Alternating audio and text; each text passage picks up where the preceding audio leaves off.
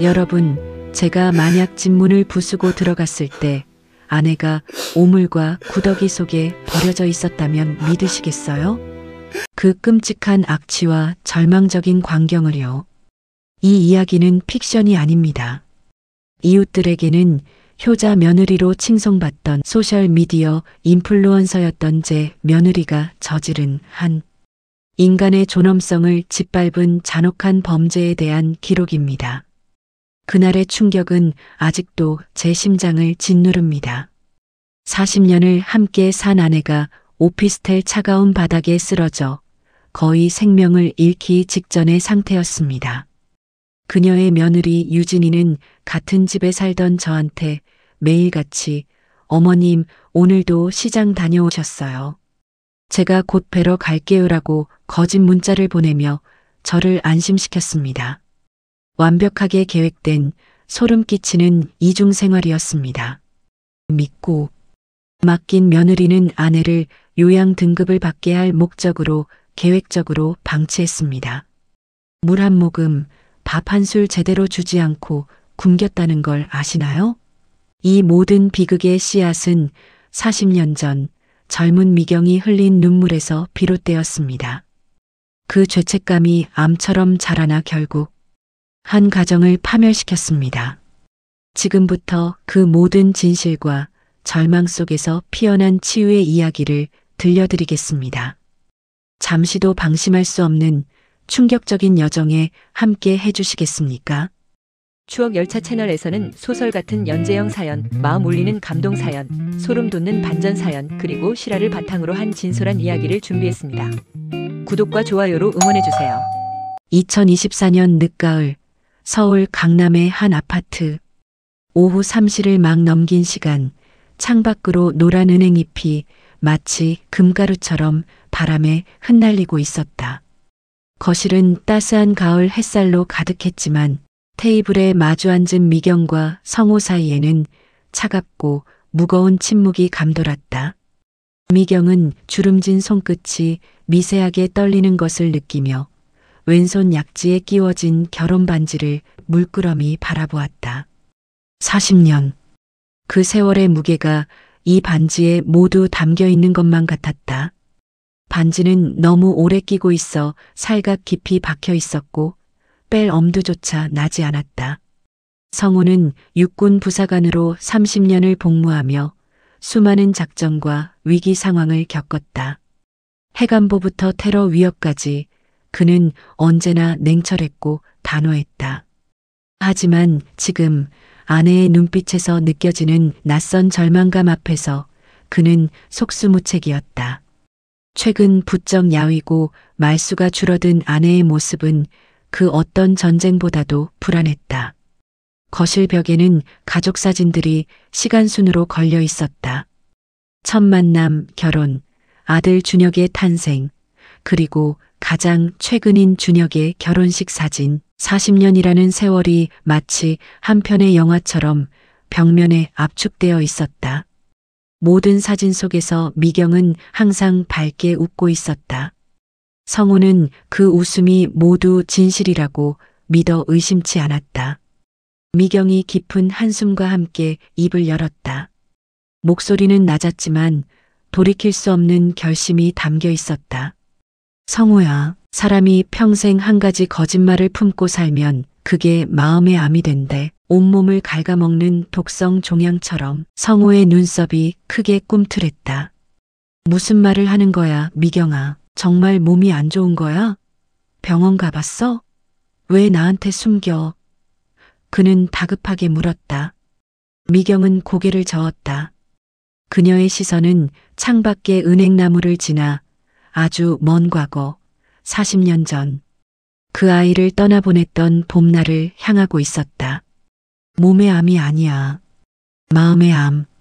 40년 동안 자란 독이야.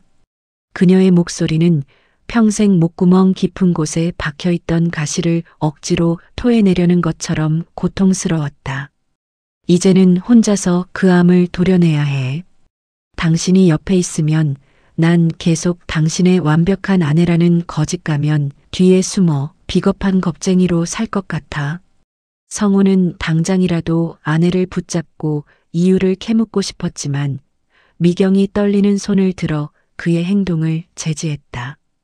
그녀의 눈가에 눈물이 맺혔다가 뺨을 타고 굵게 흘러내렸다. 미경은 그 눈물을 닦지 않았다.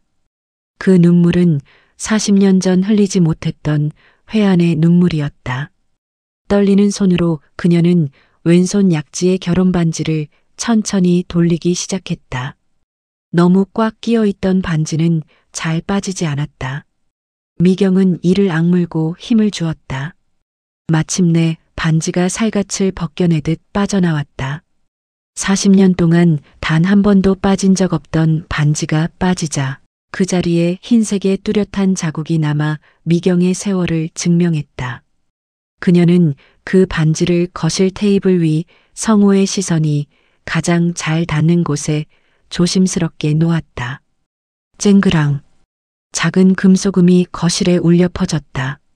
하지만 그 소리는 성호에게는 40년 결혼 생활이 산산조각 나는 거대한 굉음처럼 들렸다. 이 반지를 낀 채로는 내가 버린 그 아이를 찾을 자격이 없는 것 같아. 엄마로서, 아내로서도 성호의 얼굴은 돌처럼 굳어졌다. 버린 아이? 무슨 아이? 아들 준혁 말고 다른 아이가 있었다는 말인가? 40년을 함께 살면서 단 한 번도 들어본 적 없는 충격적인 이야기였다. 잠시만 내려놓고 갈게. 다시 낄 자격이 생기면 그때 돌아올게. 미경은 이미 짐을 쌌다.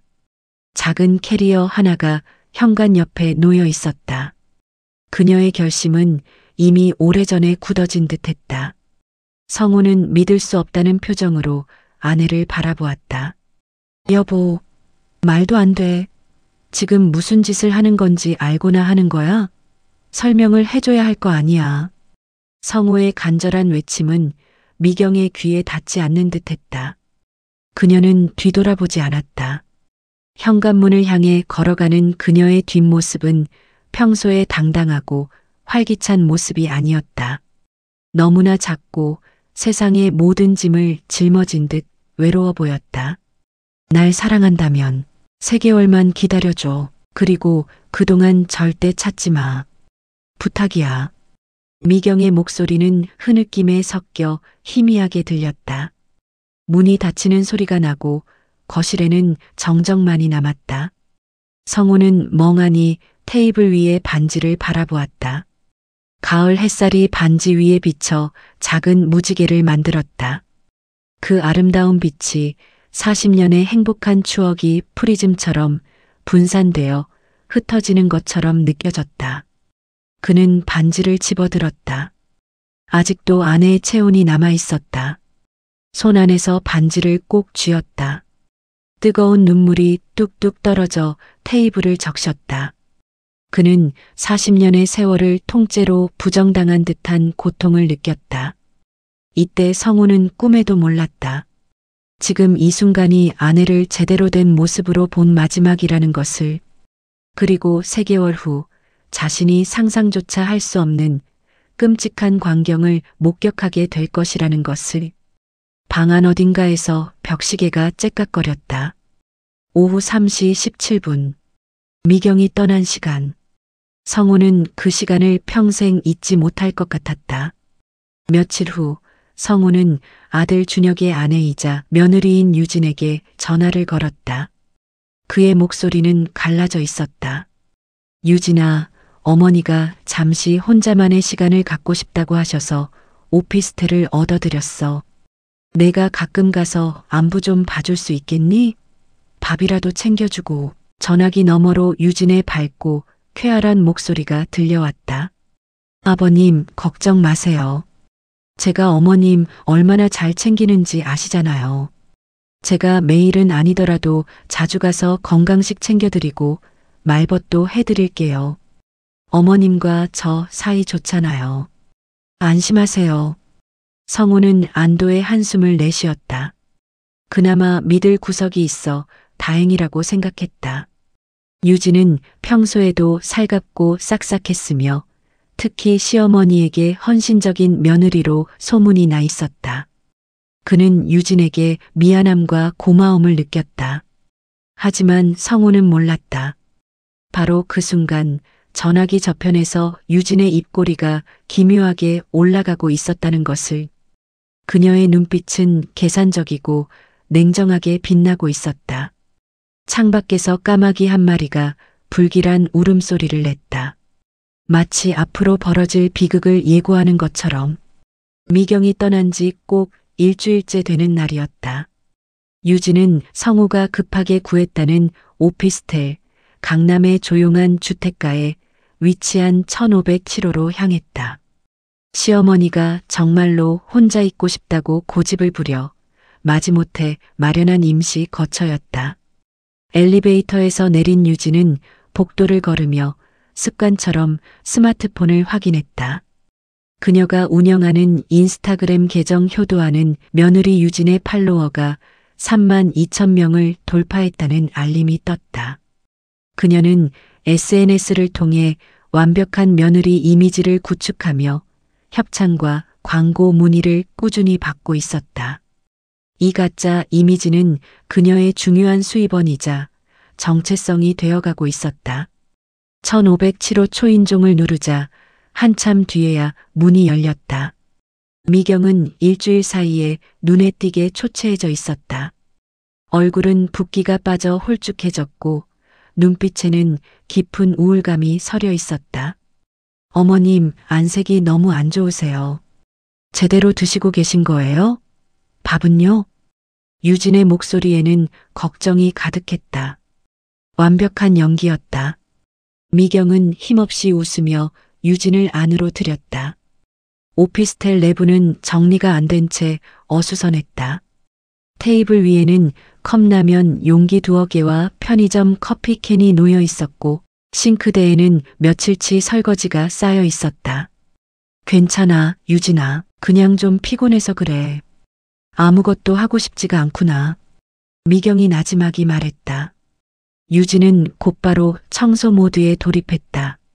능숙하게 쓰레기를 치우고 환기를 시키고 냄새를 잡았다. 그리고 간단한 야채죽을 끓여 미경에게 내밀었다. 미경은 거실 소파에 앉아 멍하니 창밖을 바라볼 뿐 죽을 먹을 의욕조차 보이지 않았다. 어머님, 아버님이 매일 전화해서 걱정하세요. 언제쯤 돌아가실 거예요? 아버님이 정말 힘들어하세요. 미경은 고개를 저었다. 아직은 안 돼. 난 자격이 없어. 유진은 죽그릇을 미경 앞에 놓으며 친절하게 말했다. 그래도 연락은 좀 드리세요. 제가 중간에서 잘 전달해 드릴게요. 아버님이 어머님 소식이라도 들으셔야 안심하실 거예요. 그날 유진은 2시간 정도 머물렀다. 그녀는 미경을 돌보고 있는 인증샷을 여러 각도에서 찍었다. 미경이 죽을 먹는 모습, 유진이 청소하는 뒷모습 등. 물론 그녀가 끓여준 야채죽은 미경이 한두 숟갈 뜨고 남긴 것이 전부였다. 집으로 돌아온 후 유진은 능숙하게 사진을 보정하고 SNS에 업로드했다. 오늘도 어머님 찾아뵙고 정성껏 끓인 야채 죽 챙겨드렸어요. 마음의 병이 깊으셔서 잘 못 드시지만 제가 매일 응원합니다. 효도스타그램 며느리 일상 가족사랑 게시물에는 순식간에 수백 개의 좋아요와 응원 댓글이 달렸다. 유진은 잠시나마 자신이 정말 좋은 며느리인 것처럼 착각했다. 그런데 유진이 집으로 돌아가는 길, 평소 거래하지 않던 번호로 한 통의 전화가 걸려왔다. 유진 씨죠? 저 김 실장이라고 합니다. 요양원 쪽 일을 하고 있는 사람입니다. 유진은 인적이 드문 한적한 카페로 들어가 통화를 이어갔다. 네, 그런데 저한테는 무슨 일로? 혹시 집에 거동이 불편하시거나 장기 요양 등급이 필요할 것 같은 어르신이 계신가요? 요즘 정부 지원도 많이 나오고 제가 특별히 도와드릴 수 있는 부분이 있어서요. 유진 씨 인스타그램을 통해 어머님을 극진히 모신다는 소식을 들었습니다. 유진의 눈빛이 순간적으로 날카롭게 변했다. 김 실장이 어떻게 자신을 알았는지 궁금했지만 그의 다음 말에 그녀의 모든 신경이 집중되었다. 거동 불편한 어르신은 없는데요. 저희 시어머님은 우울증 때문에 잠시 외부에 계시지만 건강하세요. 김 실장의 목소리가 갑자기 낮아졌다. 마치 은밀한 비밀을 공유하려는 듯 속삭였다. 아직 없다는 거죠. 하지만 만들 수는 있지 않을까요? 우울증이 있으신 분들은 식사나 활동에 소홀해지기 쉽죠. 그럴 때 약간의 도움만 있으면 등급은 의외로 쉽게 나옵니다. 유진은 숨을 멈췄다. 등골이 서늘했지만 동시에 짜릿한 흥분이 밀려왔다. 도대체 무슨 소리를 하는 건지 한번 만나서 자세한 이야기를 나눠보시죠. 돈이 되는 이야기입니다. 요양 등급만 나오면 입소 알선료로 500만 원, 그리고 어머님이 계시는 동안 매달 리베이트 30만 원. 어떻습니까? 저희 쪽에서는 완벽하게 처리해 드립니다. 유진은 잠시 망설였다. 500만 원. 최근 늘어난 명품 가방 할부금과 카드빚이 머릿속을 스쳤다.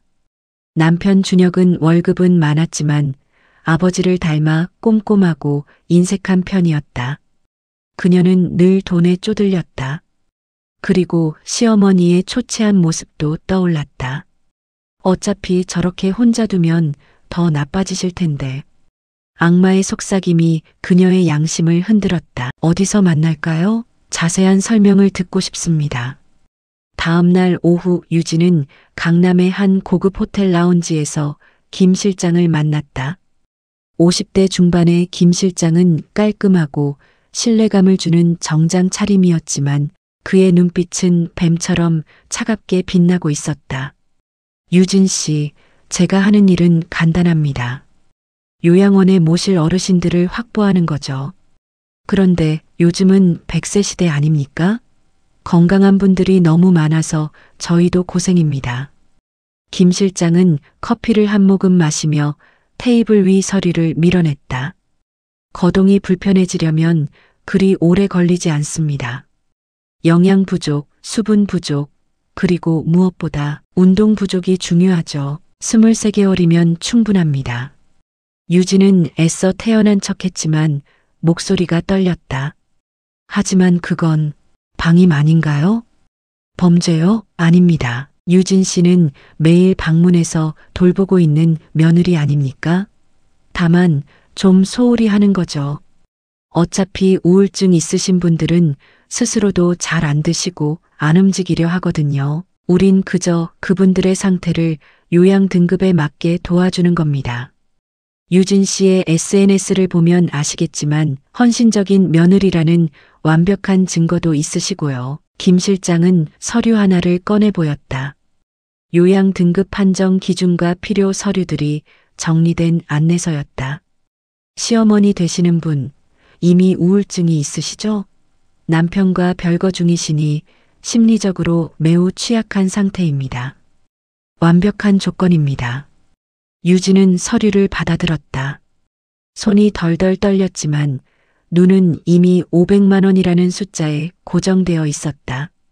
양심은 저 멀리 도망가고 오직 욕망만이 그녀의 머릿속을 채웠다. 제가 구체적으로 뭘 해야 하죠? 간단합니다. 일주일에 한두 번 방문하되 고칼로리나 영양가 없는 음식만 주세요. 빵이나 라면, 김밥 같은 것. 운동은 절대 시키지 마시고. 그리고 가장 중요한 것. 김 실장이 몸을 앞으로 기울이며 나지막이 말했다. 가족들, 특히 아버님과 남편분에게는 아주 잘 지내고 계신다고 보고하세요. 그래야 의심을 안 받죠. 유진은 고개를 끄덕였다. 그리고 그날부터 악마의 계획이 그녀의 손에서 시작되었다. 집으로 돌아온 유진은 남편 준혁에게 아무렇지 않게 말했다. 오늘도 어머님 뵙고 왔어. 많이 좋아지신 것 같아. 곧 집으로 돌아오실 수 있대. 준혁은 안도의 표정을 지었다. 정말? 아버지도 많이 걱정하시던데. 내가 잘 돌볼 테니까 걱정하지 마. 당신은 회사 일에 집중해. 그날 밤 유진은 노트북을 열고 요양 등급 판정 기준을 검색했다. 화면에 뜬 장기 요양 등급 인정 점수를 꼼꼼히 읽으며 계산기를 두드렸다. 500만 원 일시금에 매달 30만 원. 1년이면 360만 원 추가. 그녀의 카드빚을 갚고도 남는 금액이었다. 나쁘지 않은 장사였다. 창밖에서 겨울비가 내리기 시작했다. 빗소리가 유진의 부도덕한 계획을 알고 울고 있는 것 같았다. 하지만 유진은 개의치 않았다. 오히려 빗소리가 그녀의 양심을 덮는 자장가처럼 들렸다. 11월의 차가운 바람이 오피스텔 창문을 두드리던 날이었다. 미경은 침대에서 일어나려 했지만 온몸의 근육에 힘이 들어가지 않았다. 며칠 전 유진이 다녀갔지만 남은 건 유통기한이 임박한 편의점 샌드위치 하나와 물 한 병뿐이었다. 그녀는 며칠째 제대로 된 식사를 하지 못했다. 배가 고팠지만 나가서 뭔가를 사 먹을 기력도 의욕도 모두 사라진 상태였다. 그녀는 휴대폰을 들어 메모장을 열었다. 떨리는 손가락으로 간신히 글자를 입력했다. 이 메모는 그녀의 유일한 생존 기록이자 절망의 기록이었다. 11월 15일 유진이가 왔다 갔다. 샌드위치 하나 놓고 갔다. 포장지에는 다이어트 식단이라고 적혀 있었다. 나는 다이어트가 필요한가? 배가 고프다. 물도 부족하다. 11월 17일 이틀째 샌드위치 절반으로 버티는 중. 성호에게 연락하고 싶지만 이 죄책감 때문에 그 아이를 찾기 전에는 돌아갈 수 없다. 미경은 한숨을 쉬며 휴대폰을 내려놓았다. 침대 밑 깊숙한 서랍을 열어 낡고 빛바랜 수첩을 꺼냈다. 이 수첩은 20년 전부터 써온 아무도 모르는 그녀만의 비밀 일기장이었다. 오직 버려진 딸에 대한 이야기만이 가득 담긴 곳. 수첩을 펼치자 얇은 종이에 빛바랜 잉크로 쓴 글씨들이 보였다. 1985년 5월 15일 아이를 보냈다. 입양기관에 맡기고 돌아오는 길 심장이 찢어지는 고통이었다. 미안해. 정말 미안해. 엄마 자격이 없는 나를 용서해. 1986년 3월 10일 성우를 만났다. 그는 따뜻하고 강인한 사람이었다. 그에게 나의 과거를 말할 수 없었다. 이 비밀이 우리를 영원히 행복하게 해줄 것이라 믿었다. 어리석었다. 2023년 5월 1일 딸의 나이가 51살이 되었겠구나. 어쩌면 나처럼 주름진 얼굴로 살고 있을까. 이젠 정말 찾고 싶다. 늦었지만 용서를 구하고 싶다. 새로운 페이지에 오늘의 일기를 썼다. 2024년 11월 19일 다리에 힘이 없다. 화장실 가는 것도 벅차다. 마치 40년의 죄가 나를 벌하는 것만 같다. 그 아이가 지금 어디서 무얼 하는지 나는 죽기 전에 그 아이의 얼굴이라도 볼 수 있을까? 바로 그 시각 유진은 자신의 인스타그램에 화려한 사진을 올리고 있었다. 사진 속에는 각 그린 것처럼 김이 모락모락. 나는 전복죽과 정성스럽게 무친 각종 나물이 담긴 고급스러운 밥상이 있었다. 물론 그 밥상은 유진이 친구들과 강남의 한 고급 한정식 집에서 먹은 점심이었다. 오늘도 어머님께 영양 가득한 전복죽 한 끼 대접했어요. 날이 추워지니 더 잘 챙겨드려야죠. 어머님이 맛있게 드시는 모습 보니 저까지 행복하네요. 해시태그 효도스타그램, 해시태그 며느리의 정성, 해시태그 건강식 댓글이 폭발적으로 쏟아졌다. 와, 진짜 천사 며느리시네요. 어머님 복 받으셨어요. 전복죽 비주얼 대박. 저도 배워야겠어요. 어머님 정말 행복하시겠어요. 부러워요. 유진은 흐뭇한 미소를 지으며 댓글에 하나하나 답글을 달았다. 그리고 성호에게도 문자를 보냈다. 아버님, 오늘도 어머님 뵙고 왔어요. 어머님께 전복죽 차려드렸더니 잘 드시더라고요. 안색도 많이 좋아지신 것 같아요. 걱정 마세요. 성우는 이 문자를 받고 안도의 한숨을 쉬었다. 역시 유진이밖에 없다고 생각하며 즉시 며느리 통장으로 50만 원의 용돈을 송금했다. 아내를 돌봐주는 고마움의 표시였다. 며칠 후 미경의 상태는 급격히 악화되었다. 화장실에 가려고 일어서다가 현기증을 느껴 벽을 잡았지만 중심을 잃고 그대로 쓰러졌다. 다리에 힘이 완전히 풀렸다. 겨우겨우 기어서 화장실에 다녀왔지만 온몸이 식은땀으로 젖어 있었고 침대로 돌아오는 길은 마치 마라톤 완주와 같았다. 그녀는 그때부터 침대에서 내려오는 것을 두려워하기 시작했다. 그녀는 다시 휴대폰 메모를 열었다. 11월 25일, 유진이 왔다. 물 한 잔 안 주고 갔다. 오늘은 인스턴트 크림 수프를 주고 갔다. 달콤해서 맛있었지만 목이 마르다. 성호야, 보고 싶다. 이대로 영원히 잠들고 싶다. 성호를 보고 싶다는 마음과 아직 돌아갈 수 없다는 죄책감이 격렬하게 충돌했다.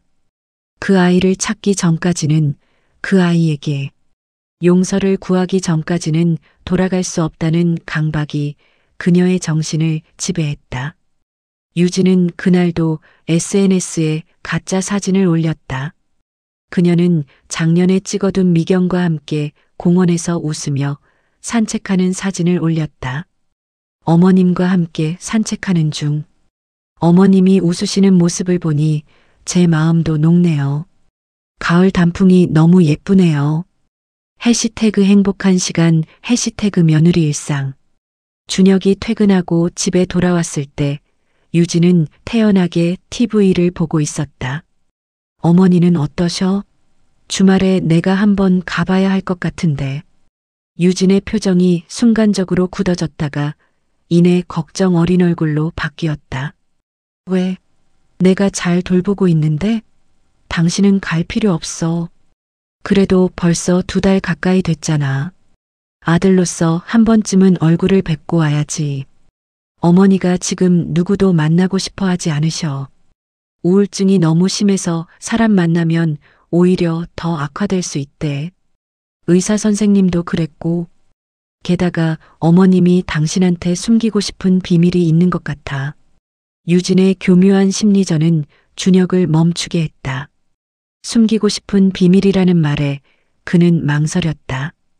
아내 말이 맞는 것 같기도 했다. 하지만 마음 한구석이 계속해서 불편했다. 그날 밤 미경은 침대 옆 작은 테이블에 숨겨둔 수첩이 아닌 작은 쪽지에 마지막 메시지를 썼다. 성호야, 만약 내가 어떻게 되더라도 이것만은 알아줘. 나는 당신을 정말 사랑했다고.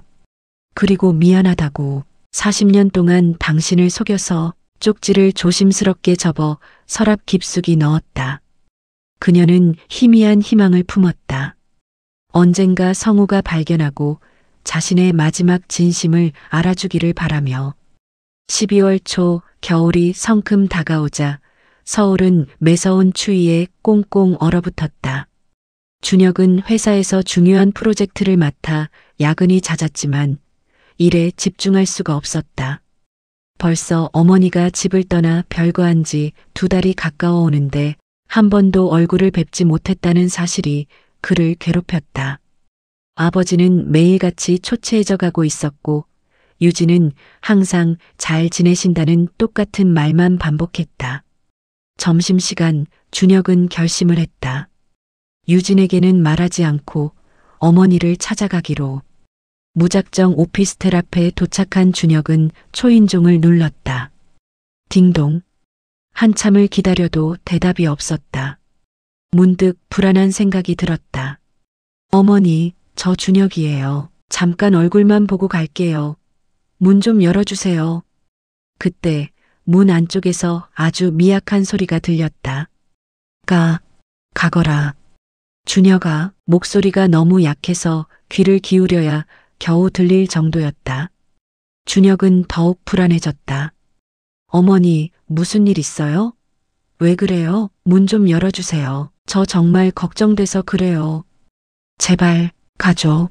이 모습을 보이고 싶지 않아. 미경의 목소리에는 간절함과 함께 깊은 수치심이 묻어났다. 준혁은 문 앞에서 한참을 서성이다가 어쩔 수 없이 발길을 돌렸다. 하지만 엘리베이터를 기다리며 계속 뒤를 돌아보았다. 어머니의 목소리가 너무나 힘없고 절망적으로 들렸다. 그때 휴대폰이 울렸다. 유진이었다. 여보, 지금 어디야? 아, 나 점심 먹으러 나왔어. 근처 식당에서. 준혁은 자신도 모르게 거짓말을 했다. 왠지 모르게 아내에게 어머니 오피스텔에 왔다는 것을 들키고 싶지 않았다. 혹시 어머니 오피스텔 근처 아니지? 순간 준혁의 심장이 멎는 것 같았다. 어떻게 알았어? 당신 휴대폰 위치 추적되잖아. 우리 부부니까 당연히 깔아놨지. 거짓말하지 마. 유진의 목소리가 한순간에 차갑고 싸늘하게 변했다. 내가 뭐라고 했어?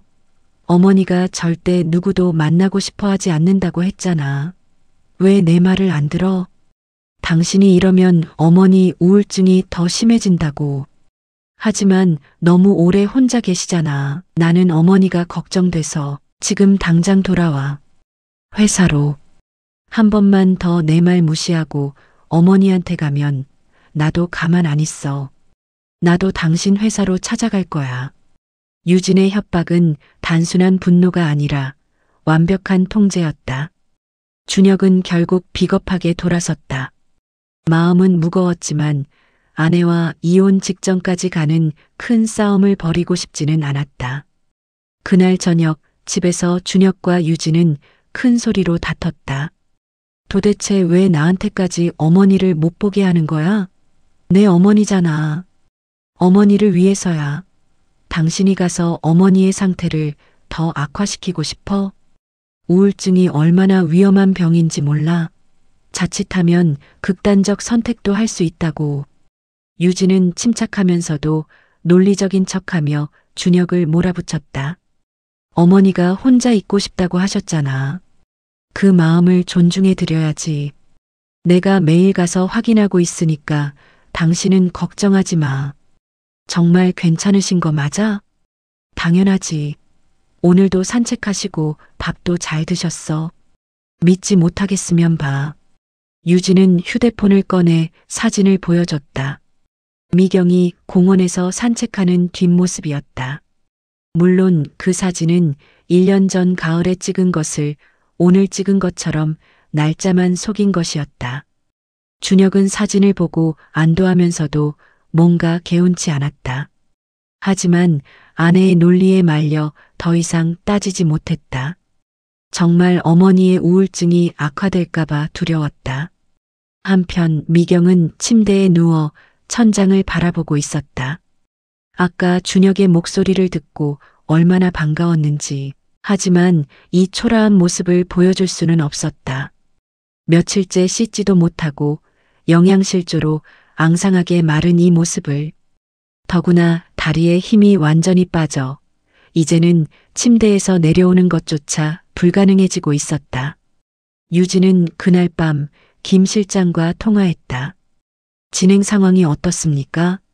순조롭습니다. 거동이 많이 불편해지신 것 같아요. 목소리도 힘이 없으시고요. 좋습니다. 한 달만 더 버티면 됩니다. 연말까지 마무리하죠. 그때쯤이면 완벽한 요양 등급 대상자가 될 거예요. 유진은 전화를 끊고 계산기를 두드렸다. 500만 원 일시금. 그녀의 머릿속은 오직 돈으로 가득했다. 다음 날 아침 성우가 준혁에게 전화를 했다. 어머니 좀 어떠니? 나는 왜 연락이 없을까? 성우의 목소리에는 깊은 상심이 묻어났다. 유진이 말로는 좋아지고 계시다는데요. 아버지, 조금만 더 기다려보세요. 어머니도 시간이 필요하신가 봐요. 준혁은 아버지를 위로했지만 사실 자신도 불안했다. 뭔가 잘못되어 가고 있다는 직감이 들었다. 그날 저녁은 회사에서 일이 손에 잡히지 않았다. 계속 어머니 생각만 났다. 그리고 문득 이상한 점을 발견했다. 유진이 보여준 사진들은 모두 뒷모습이거나 먼 거리에서 찍은 것들 뿐이었다. 얼굴이 제대로 나온 사진은 없었다. 퇴근 후 준혁은 다시 유진 몰래 어머니의 오피스텔로 갔다. 이번엔 문 앞에서 귀를 기울였다. 안에서 아무 소리도 들리지 않았다. 너무 조용했다. 마치 사람이 살지 않는 집처럼. 어머니 작게 불러봤지만 대답이 없었다. 불안감이 극대화되었다. 그때 옆집 문이 열리며 박 여사가 나왔다. 젊은이 또 오셨네?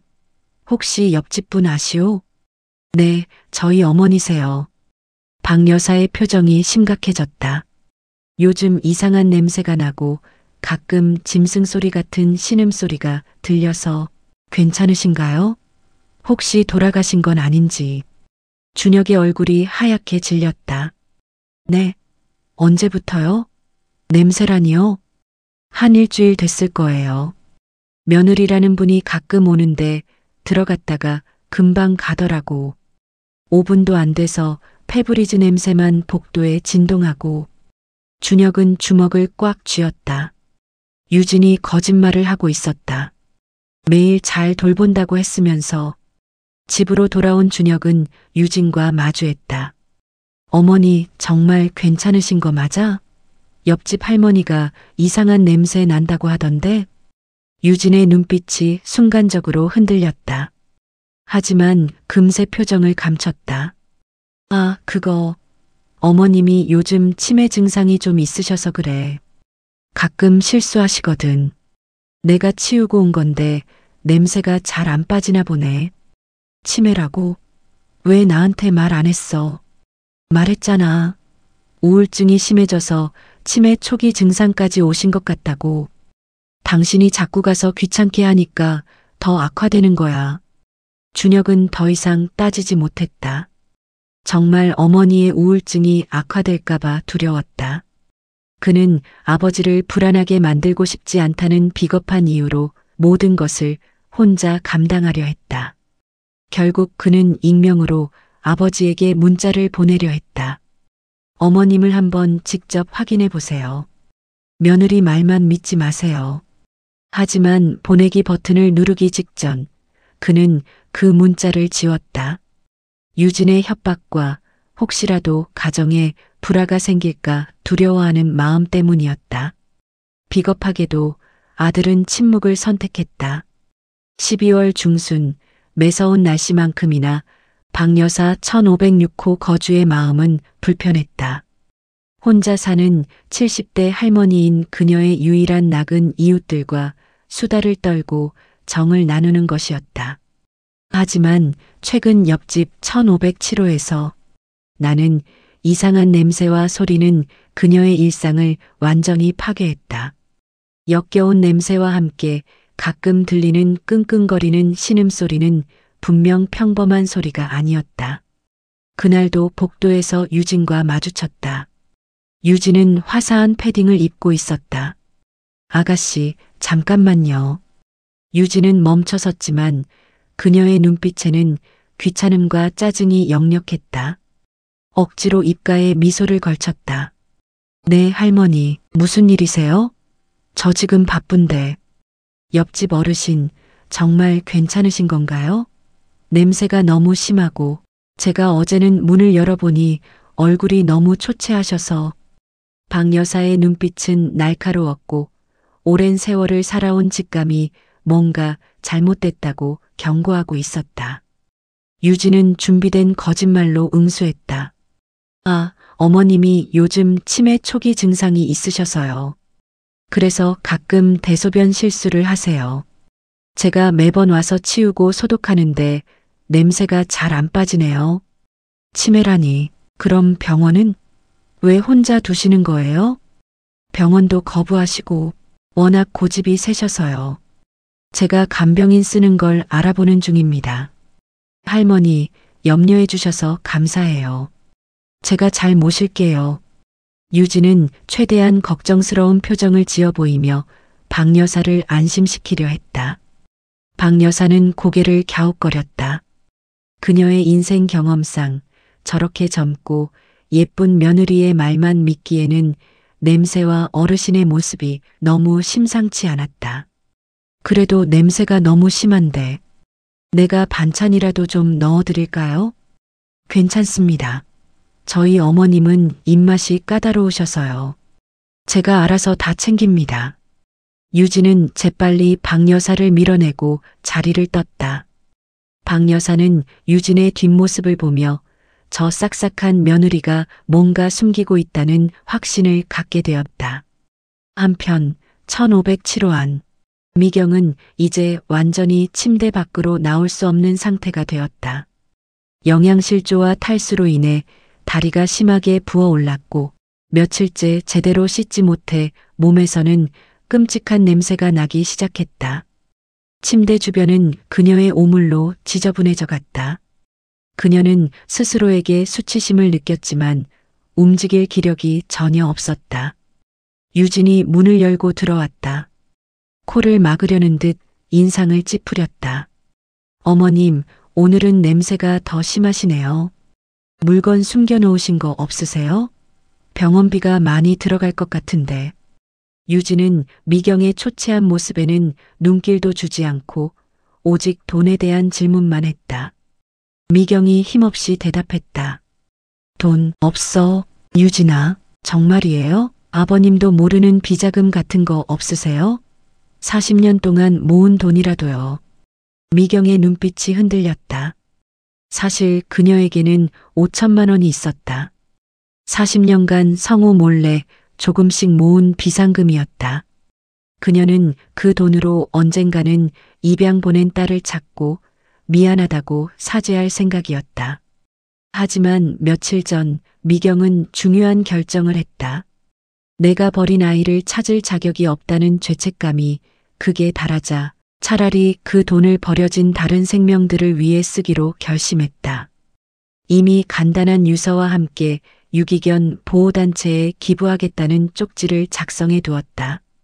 유진은 미경의 대답을 믿지 않고 집안을 뒤지기 시작했다. 서랍장, 옷장, 심지어 침대 매트리스 밑까지. 하지만 그녀는 5천만 원이 담긴 통장이나 현금을 찾을 수 없었다. 어머님, 숨기지 마세요. 제가 어머님 잘 돌봐드리고 있잖아요. 저한테 맡기시면 안 될까요? 미경은 눈을 감았다. 그녀는 며느리의 잔혹한 방임을 알았지만 아들 준혁의 가정이 파탄나는 것을 원치 않아 끝까지 침묵하고 있었다. 유진은 분을 사귀며 오피스텔을 나갔다. 분명 어딘가에 돈이 있다고 확신했다. 그녀는 김 실장에게 전화를 걸어 시어머니의 상태가 급속도로 악화되고 있다. 빨리 등급 판정을 진행해야 한다고 독촉했다. 다음 날 박 여사는 결심을 했다. 더 이상 좌시할 수 없었다. 다시 1507호 문을 두드렸다. 옆집 박 씨예요. 안에 계시면 문 좀 열어주세요.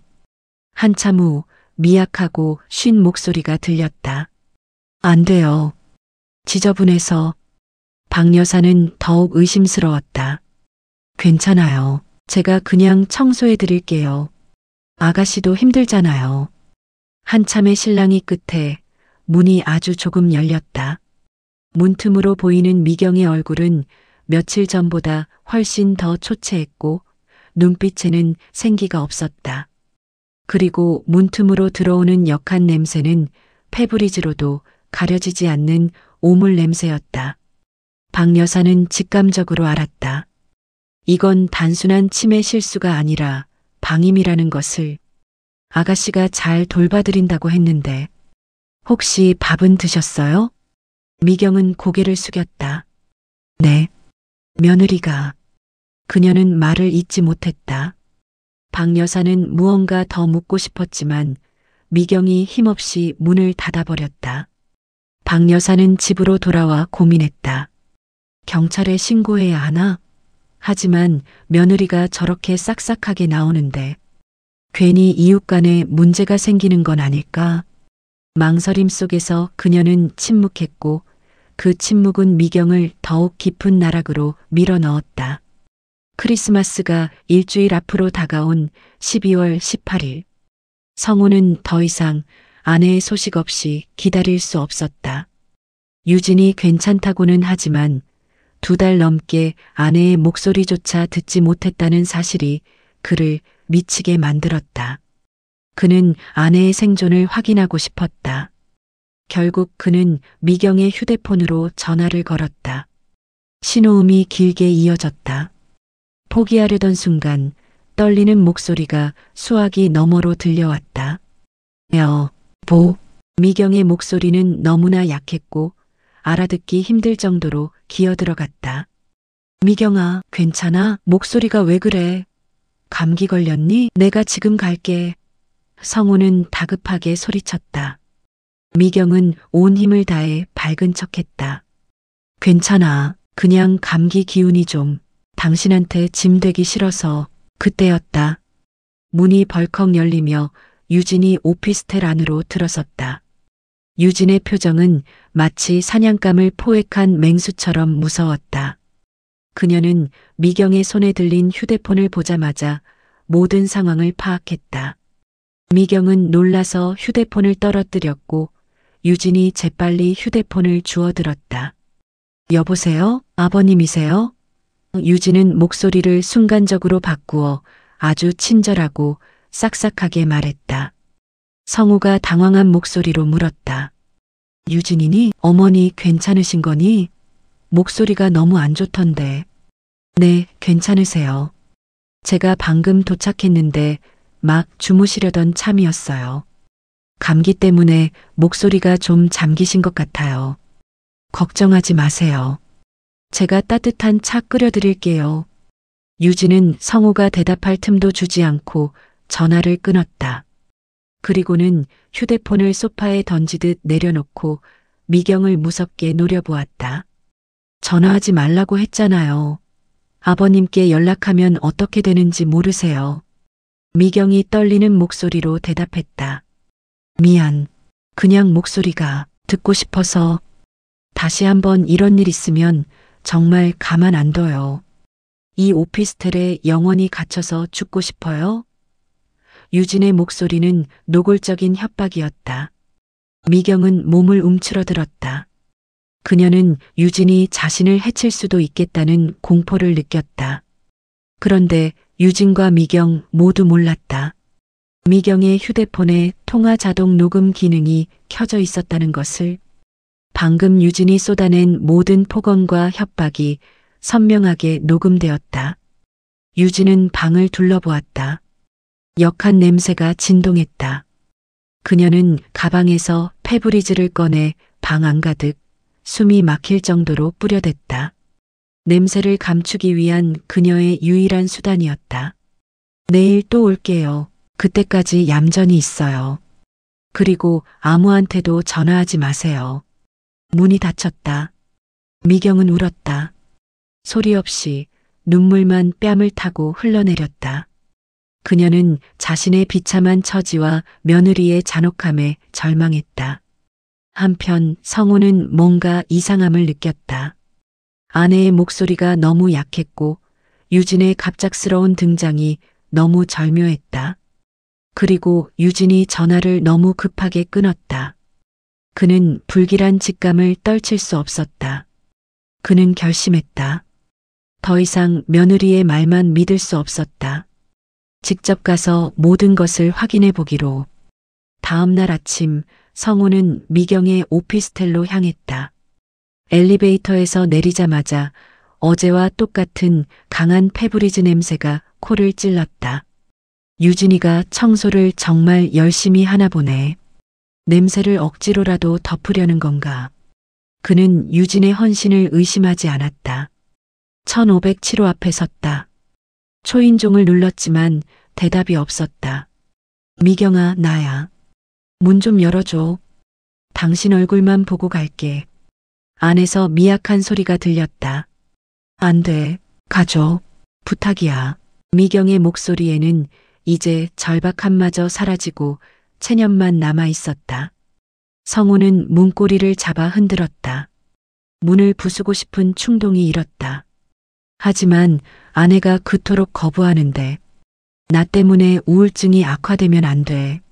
성우는 결국 발길을 돌렸다. 복도에서 박 여사를 만났다. 아이고, 남편분이시군요. 매일 걱정만 하시는 것 같던데. 네, 안녕하세요. 아내가 많이 편찮으신가 봐요. 많이 편찮으시다뇨? 얼굴이 말이 아니시던데요. 며느리라는 분이 오긴 하는데 제대로 돌보는 것 같지도 않고 냄새가 갈수록 심해져요. 남편분, 한번 문 열고 확인이라도 해보셔야 할 것 같아요. 성우의 표정이 굳어졌다. 냄새? 박 여사의 단호한 증언은 성우의 불안감을 확신으로 바꾸었다. 그때 유진에게 전화가 왔다. 아버님, 제가 지금 어머니 댁으로 가고 있어요. 혹시 거기 계세요? 제가 어머니 모시고 병원 가려고요. 성우는 안도했다. 병원에 간다니 다행이었다. 그래, 유진아. 잘 부탁한다. 병원에서 연락 줘. 하지만 유진은 병원에 갈 생각이 전혀 없었다. 그저 성우를 안심시키기 위한 마지막 거짓말이었다. 성우가 떠난 후 유진은 오피스텔에 도착했다. 문을 열고 들어가니 미경은 침대에 누워 있었다. 아버님 오셨다 가셨죠? 이제 그만하세요. 어머님. 유진은 물병 하나와 식빵 한 봉지를 던져놓듯 놓고 갔다. 그녀의 임무는 방치였고 최소한의 생존만 허용하는 잔혹한 방식이었다. 그날 저녁 유진은 성우에게 문자를 보냈다. 아버님, 어머니 병원 다녀왔어요. 의사 선생님이 심각한 우울증 외엔 건강은 괜찮으시대요. 곧 집에 돌아가실 수 있을 것 같아요. 완벽한 거짓말이었다. 성우는 안도의 한숨을 쉬었다. 곧 아내가 돌아올 거라는 희망에 가슴이 뛰었다. 하지만 그는 몰랐다. 바로 지금 이 순간 아내가 얼마나 위험한 상태인지, 그리고 자신이 곧 얼마나 끔찍한 진실과 마주하게 될지를. 12월 24일 크리스마스 이브. 미경이 집을 떠난 지 꼬박 2달하고도 일주일째 되는 날이었다. 성우는 아침부터 초조했다. 유진이 어머니가 곧 돌아오실 수 있을 것 같다고 했지만 여전히 연락은 없었다. 그는 아내를 혼자 있게 할 수 없었다. 그는 아내에게 사과하고 용서를 빌고 싶었다. 그는 근처 빵집에서 크리스마스 케이크를 하나 사들고 미경의 오피스텔로 향했다. 오피스텔 복도에 들어서자 또다시 강한 페브리즈 냄새가 났다. 하지만 이번엔 달랐다. 페브리즈 냄새가 역한 냄새를 완전히 덮지 못하고 그 속에서 지독한 오물 냄새가 섞여 올라왔다. 성우는 본능적으로 몸이 굳는 것을 느꼈다. 1507호 앞에 섰다 초인종을 눌렀지만 아무런 대답도 소리도 없었다. 미경아, 나야. 문 좀 열어줘. 크리스마스 이브잖아. 대답이 없었다. 성우의 불안감이 극에 달했다. 그때 옆집 방 여사가 문을 열고 나왔다. 그녀의 표정은 심각했다. 또 오셨네요, 남편분. 오늘은 너무 조용해서 더 불안해요. 어제부터 아무 소리도 안 들리던데. 성우의 얼굴이 하얗게 질렸다. 아무 소리도 안 들려요? 네. 평소엔 기침 소리라도 들렸는데 어제부터는 완전 조용해요. 무슨 일 난 것 같아요. 더 이상 참을 수 없었다. 성우는 문을 두드리는 것을 멈추고 온몸의 힘을 모아 문을 들이받기 시작했다. 쿵쿵쿵. 군 시절 특전사에서 배운 몸의 사용법이 본능적으로 나왔다. 몇 번의 강한 충돌 끝에 현관문 잠금장치 부분이 부서지며 문이 덜컹하고 열렸다. 그리고 성우가 본 것은 지옥이었다. 거실은 쓰레기로 가득했다. 곰팡이가 핀 음식물 쓰레기, 마시다 만 물병, 그리고 바닥 여기저기에 말라붙은 오물이 보였다. 역한 냄새가 코를 찔러 구토를 유발했다. 빛이 제대로 들지 않는 실내에는 파리와 구더기가 꿈틀거리고 있었다. 미경아. 성호는 소파에 쓰러져 있는 아내를 발견했다. 미경은 얇은 담요 한 장만 덮은 채 온몸이 오물로 뒤덮여 있었다. 그녀의 다리는 심하게 부어 있었고 피부 곳곳에는 붉고 깊은 욕창이 번져 있었다. 그녀는 의식이 거의 없었다. 미경아, 정신 차려, 미경아. 성호는 오물 냄새 따위 신경 쓸 겨를도 없이 아내를 부둥켜 안았다. 미경이 간신히 눈을 떴다. 초점이 흐릿했지만 성호를 알아보는 듯했다. 성호, 왔구나. 그녀의 목소리는 갈라지고 힘이 없었다. 119에 신고할게. 조금만 버텨, 제발. 성호는 떨리는 손으로 휴대폰을 꺼내 119에 신고했다.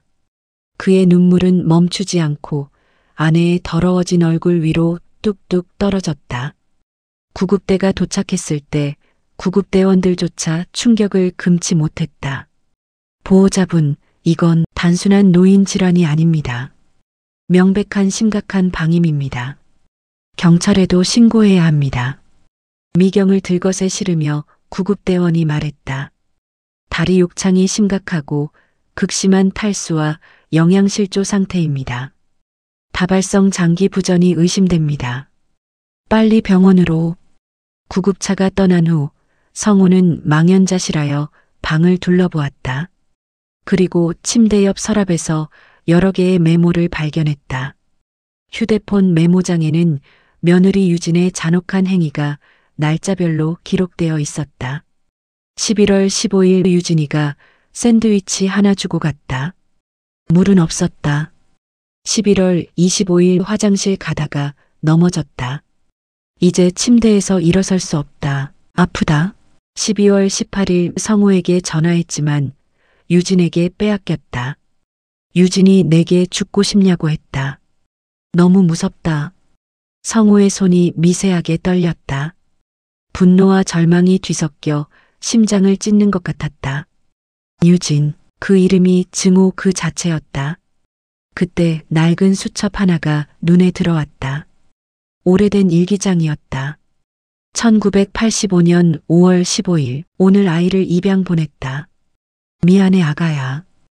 2024년 11월 20일, 그 아이가 52살이 되었겠지.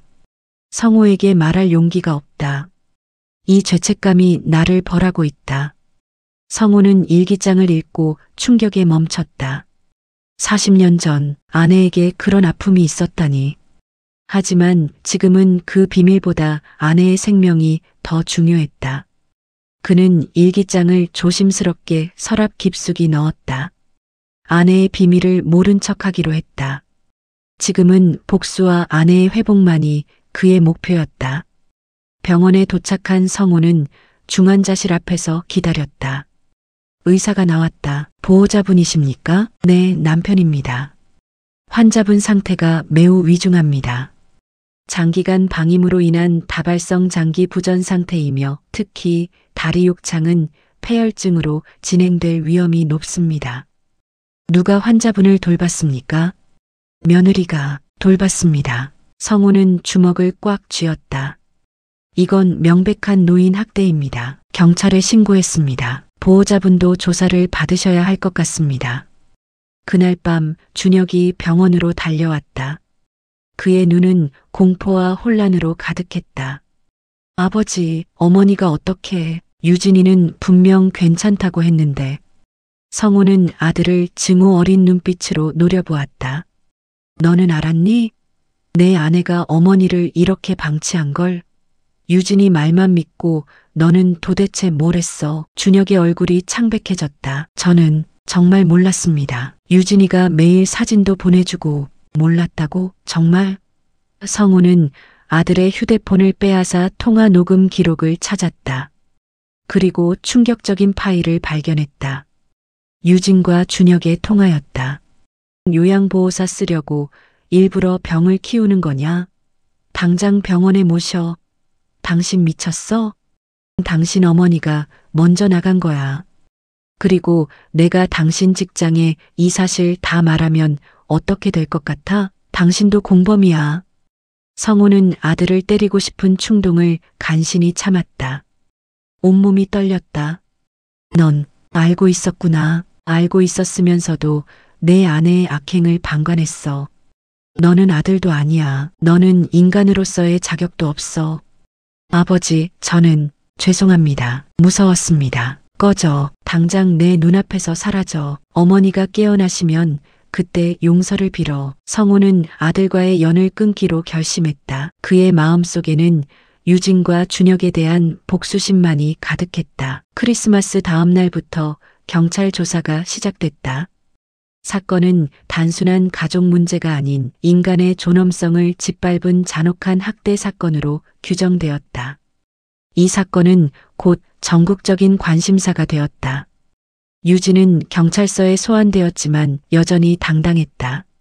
저는 최선을 다해 돌봤습니다. 제 SNS만 봐도 알 수 있지 않습니까?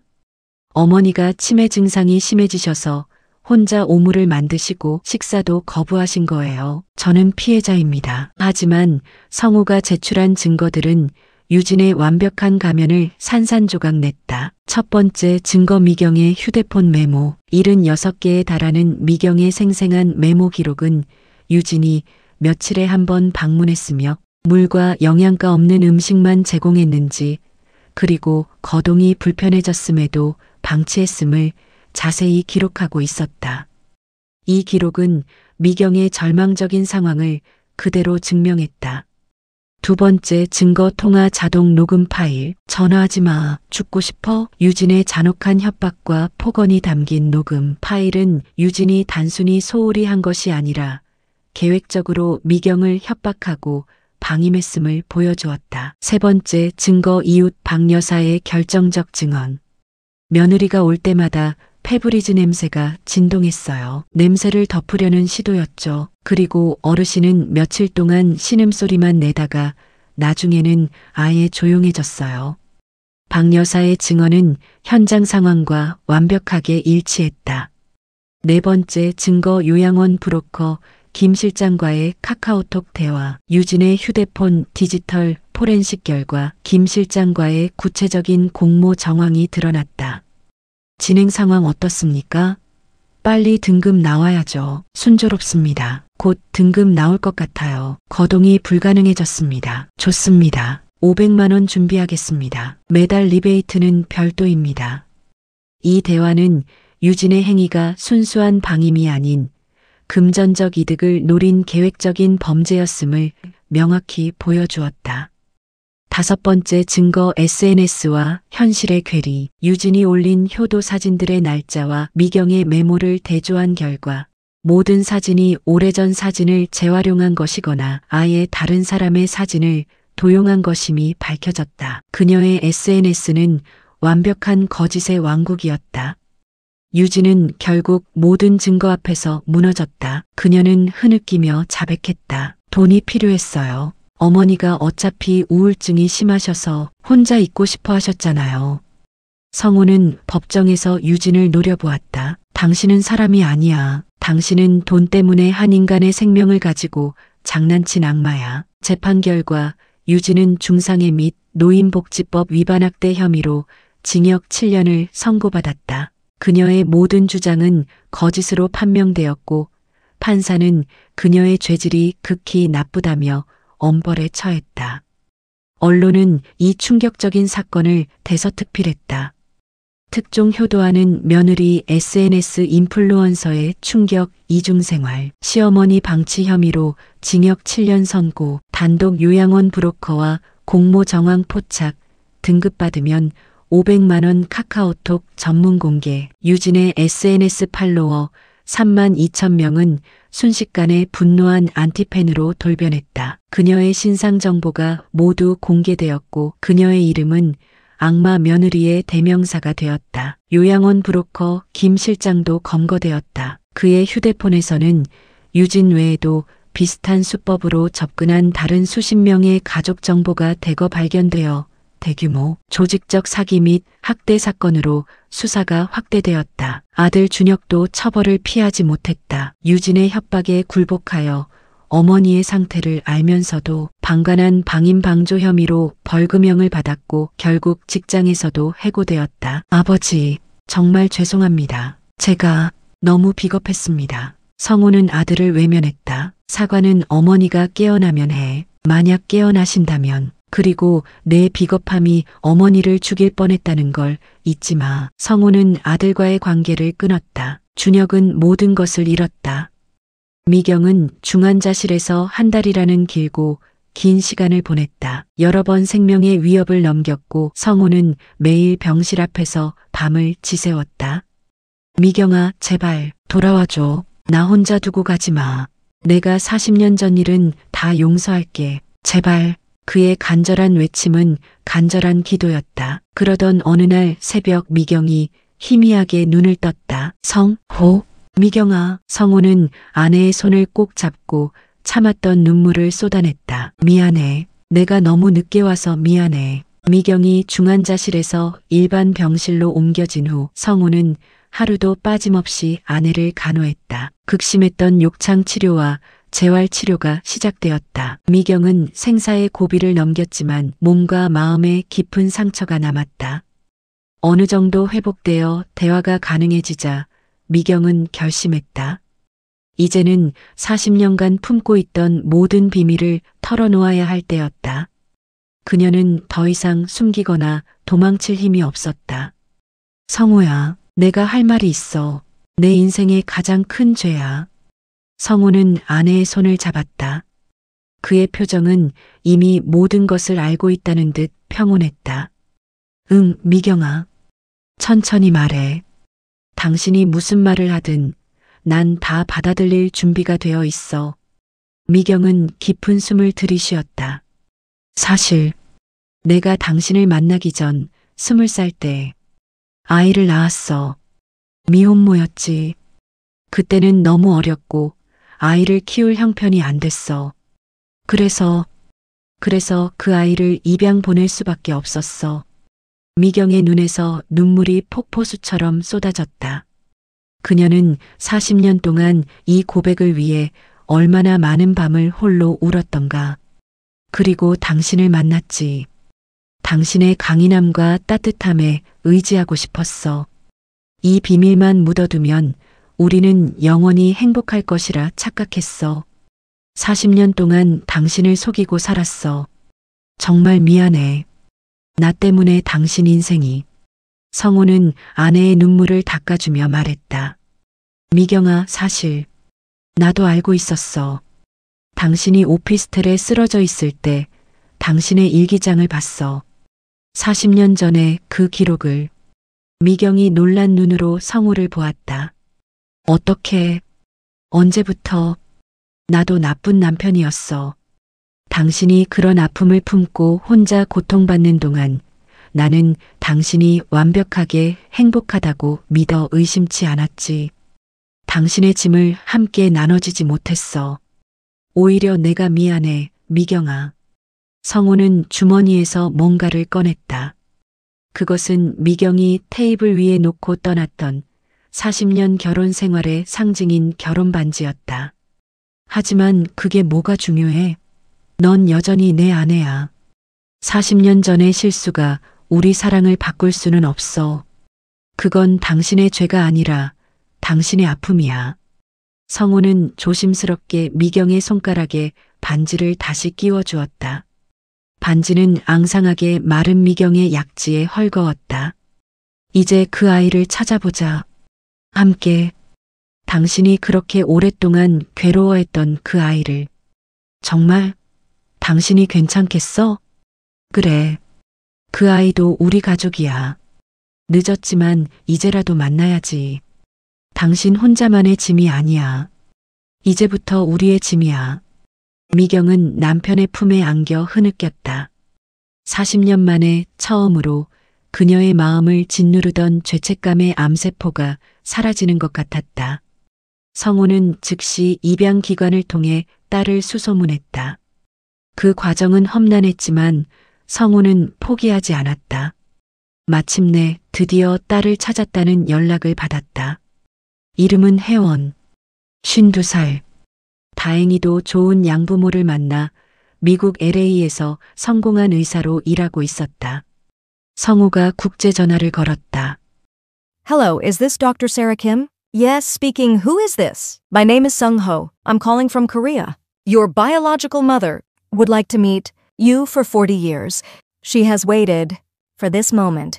전화 너머로 길고 긴 침묵이 흘렀다. 성우는 숨죽이며 기다렸다. 그리고 혜원의 목소리는 울음이 섞여 있었다. Oh my God. Thank you. I've been waiting for this call. My whole life. 저는 한국 이름을 잊지 않았어요. 엄마를 원망한 적 없어요. 일주일 후 혜원이 한국으로 왔다. 인천공항 입국장. 미경과 성우는 떨리는 마음으로 기다렸다. 미경은 휠체어에 앉아 있었지만 그녀의 눈빛은 희망으로 빛나고 있었다. 그때 한 여성이 나타났다. 미경의 젊은 시절을 보는 듯 놀랍도록 닮은 얼굴이었다. 엄마. 혜원이 한국말로 말했다. 혜원아, 내 딸. 미경은 딸을 끌어안고 울었다. 52년 만에 한과 회한으로 가득 찬 포옹이었다. 미안해.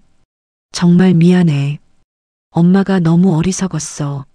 엄마 괜찮아요. 전 좋은 부모님을 만나 행복하게 살았어요. 그리고 늘 엄마를 이해했어요.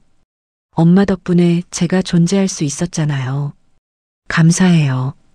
혜원은 미경의 눈물을 닦아주었다. 성우도 혜원을 안았다. 늦었지만 환영한다, 딸아.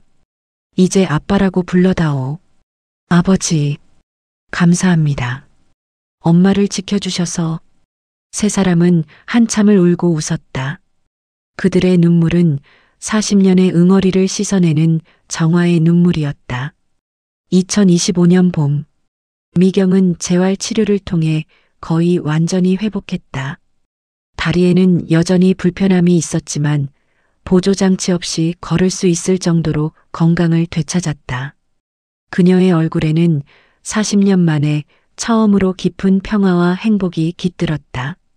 서울의 한 호텔 연회장. 특별한 모임이 열리고 있었다. 미경과 성우, 그리고 딸 혜원. 여기에 혜원의 양부모님과 그녀의 한국계 미국인 남편, 그리고 귀여운 외손자까지 모두 한국을 방문했다.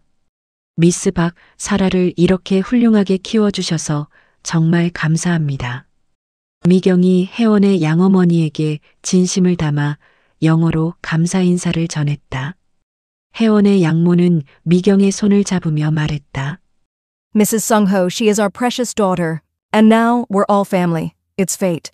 놀랍게도 혜원의 양부모는 미경에게 전혀 적대감이 없었다. 오히려 그녀의 오랜 고통을 이해하고 감싸주었다. 혜원이 준비한 사진을 보여주었다. 그녀의 성장 앨범이었다. 엄마, 이게 제 돌잔치 사진이에요. 이젠 친엄마에게 보여드릴 수 있게 되어서 너무 행복해요. 의대 졸업식이고요. 결혼식 사진이에요. 남편은 한국계 미국인이에요. 그리고 이게 제 아들이에요. 엄마의 자랑스러운 외손자죠. 다음엔 꼭 데리고 올게요. 미경은 사진을 보며 울고 웃었다. 그녀가 놓쳐버린 52년의 세월이 그 한 장 한 장의 사진 속에 담겨 그녀의 마음을 채웠다. 그날 저녁 뜻밖의 손님이 찾아왔다. 바로 아들 준혁이었다. 그는 여전히 초췌했고 눈빛에는 죄책감이 가득했다. 어머니, 미경은 잠시 망설였지만 이내 단호하게 말했다. 들어와. 하지만 내 아내 유진에 대한 이야기는 꺼내지 마. 준혁은 무릎을 꿇었다. 그의 눈에는 눈물이 고였다. 죄송합니다. 정말 제가 죽을 죄를 지었습니다. 어머니를 외면하고 비겁하게 침묵했습니다. 일어나. 미경은 아들을 일으켜 세우고 따뜻하게 안아주었다. 내가 잘못한 건 맞아. 하지만 넌 여전히 내 아들이야. 너도 내 아내의 그림자 속에서 힘들었겠지. 하지만 기억해. 가족을 방관하는 것도 죄야. 내 비겁함이 나를 죽일 뻔했어. 네. 평생 후회하며 살겠습니다. 하지만 어머니를 위해 제가 할 수 있는 모든 것을 하겠습니다. 성우도 마침내 아들을 용서했다. 너도 많이 힘들었을 거다. 이제 다시 시작하자.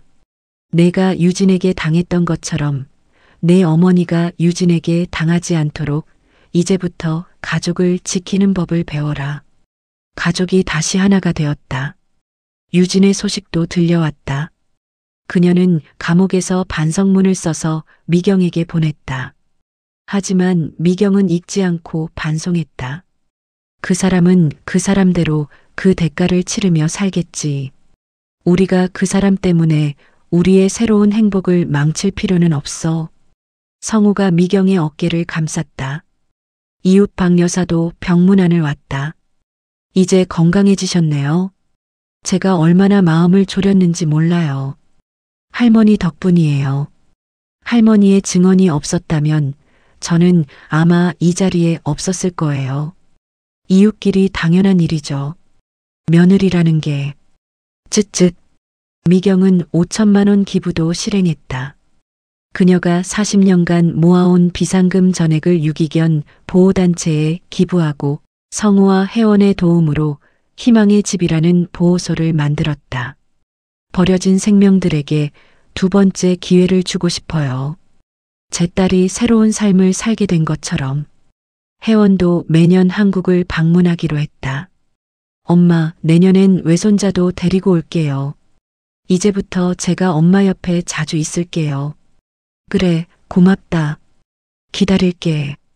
어느 화창한 봄날 오후, 미경과 성우는 혜원이 예약해준 휠체어를 벗어나 함께 손을 잡고 한강공원을 걸었다. 여보, 고마워. 뭐가? 모든 게. 날 기다려줘서, 내 아픔을 이해해줘서, 그리고 우리의 새로운 가족을 만들어줘서. 성우가 미경의 손을 놓지 않고 꽉 잡았다. 나도 고마워. 돌아와줘서. 이제야 내 아내가 내 곁으로 완전히 돌아온 것 같아. 벚꽃이 흩날렸다. 마치 하늘이 두 사람의 재회를 축복하는 것처럼. 미경은 생각했다. 50년의 비밀이 끝났다. 40년의 죄책감도 사라졌다. 이제야말로 진정한 행복이 무엇인지 알 것 같다. 그녀는 남편의 팔에 팔짱을 끼고 햇살 속으로 천천히 걸었다. 뒤에서 혜원이 그 모습을 휴대폰 카메라에 담았다. 두 사람의 뒷모습이 봄의 석양에 물들어 아름다웠다. 사랑해. 나도 사랑해. 40년을 함께했고 앞으로도 영원히 함께할 두 사람의 이야기는 그렇게 완전한 치유와 함께 계속되었다. 지금까지 시청해 주셔서 감사합니다. 구독과 좋아요는 힘이 됩니다.